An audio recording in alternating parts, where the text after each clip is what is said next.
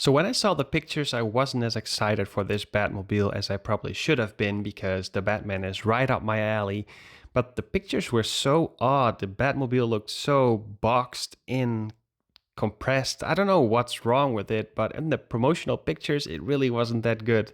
So here you can see the box. There's some nice artwork, but everything that's to be expected from McFarlane for the box is on here. So I never really care for it too much, but since this is probably going to be the first review out there because the European dates are a little bit before the US dates or worldwide dates, basically, I figured I would just show you everything and do the most comparisons and details and just give you the most information possible in one of the first videos.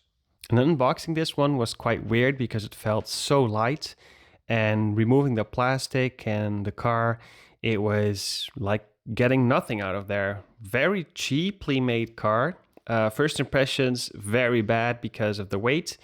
But then again, the look is quite good. I do like that they didn't give us lights, but they gave us the red color instead.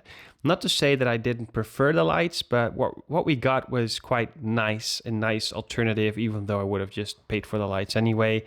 So we're backtracking there, and that's very bad. But talking about lights, here's the Mattel version, the Hot Wheels one that we got. That's supposed to be 1/10 scale as well. And here we see it's around the same size. McFarlane seems to be a little bit broader at the front and back. But then again, the Mattel one seems to be a little bit taller in means of the height. And there's suspension on that one, so it's a little bit different. And you can just pause the frame and see what's really different in means of the hood and the exhausts and the wheels and the front hood. And there's a lot of small differences that make a big difference in total because all of them combined is a big difference. But I do like the Mattel one better overall, but the McFarlane one has something I can't explain yet. Maybe it's a new perspective of looking at it, but it's more compact, but it just, maybe the scale is better for my personal figure collection, and that's what makes it work for me. And I do want to say, here you can see the details. The paintwork is very lackluster, almost childlike for child's toys. This would almost classify as a Spin Master release. I'm not sure if the Spin Master release had the same paint as this, but it's so simple. It doesn't feel impressive at all. If this is adult collecting, then I don't want to do it. So some more detailing. What I do like about this car is obviously the painted in lights, even though they're not lights. I like the black shiny parts on the exhausts and on the hood. Not so much on the wheel caps, but there's a little bit of effort shown in that different paint. But then again, on the side where you have the chrome parts or the silver parts, it's just not as good. But the front part looks really tough, and that's what gets the grade up a little bit for me. Very nice. And I'm showing you the bottom of this, and that's simply because I know that a lot of people want to do Ibrahim tutorials on this because they want to customize it or see if it's possible to do the lights. And let me tell you about the customization. Here you can see the inside a little bit still. Yes, it's a one-seater. It's a one-seater in a movie. Don't discuss this. It's just the way it is. Why would you want to put two figures in here? It doesn't make any sense. So customizing, again, everyone wants to try this. A lot of people followed Ibrahim's tutorials. That's amazing. I just wanted to show you if it was possible. So I unscrewed this entire thing. I tried to get the bottom off so I could show you what's inside. At some point, I felt like something was going to break. It's so fragile. It's so thin at the bottom. And there's basically nothing in there. In the hood part, there's nothing in there. At the back, I think it's just filled up with the exhaust, and that's really it. And then you have the interior.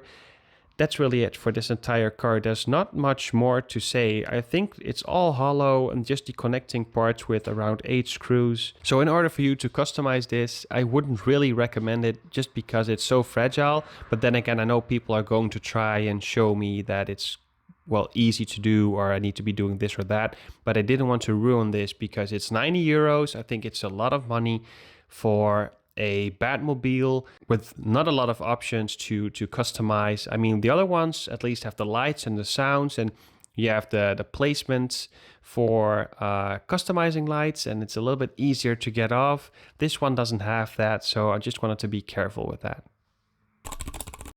A means of the scale, this is made for McFarlane figures, and it states on the box that you can put most 7-inch scale figures in here. But who are we kidding? This is McFarlane. This is compressed to the brim to get more shelf space, to get more cars out there. I don't know what the idea is of not getting a actual 7-inch scale car or 1/10 scale car. I'm not quite sure what the idea is behind that, but for me, it's better because I like to customize Mezco figures or Mezco scale figures with soft goods, and it's more to like 6.5-inch or 6-inch or modern 6-inch scale is what I call it. And it fits in well with this McFarlane Batmobile, and it fits in better than the Hot Wheels Batmobile. But here we see that it's already a little bit weird to put this guy in. He does fit in, he can sit because of the soft goods, but I want him to sit up more upright if I want to put him in there. But I don't know if that's going to be my diorama pose for it, or if I want to put a Batman figure in there to make specifically for sitting so it's more upright, but I don't know if I want to do that. But then again, this is a 1/12 scale figure with a few customizations to maybe gain like around a centimeter in total in the height. And here's the McFarlane one. And you can already guess where this is going. Is this going to fit? This has a rubber cape.